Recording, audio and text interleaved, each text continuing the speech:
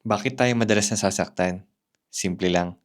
Kasi sobrang kapit natin sa mga bagay na hindi naman talaga hawak ng mga kamay natin. Attachment creates suffering. Detachment creates freedom.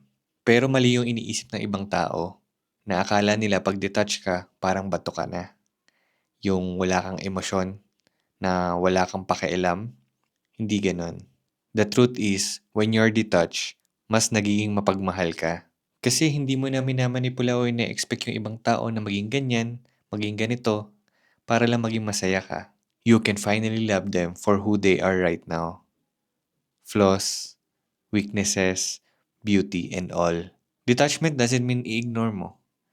It doesn't mean ika-cut off. It means kaya mong i-enjoy ang presensya ng isang tao nang hindi ka natatakot na baka mawala sila. It means you can be present, grounded, and relax ka na lang kasi hindi ka na natatakot eh. Kasi hindi ka na prisoner ng outcome. Wala ka nang kinokontrol. You just let life flow. Alam mo ba gaano kagaang yun? Yung hindi mo na kailangan habulin lahat, kontrolin lahat, hawakan lahat, na bigla mo na lang mararamdaman na everything you need finds you. If it's for you, it stays. If it leaves, it was a bullet that you didn't even have to take.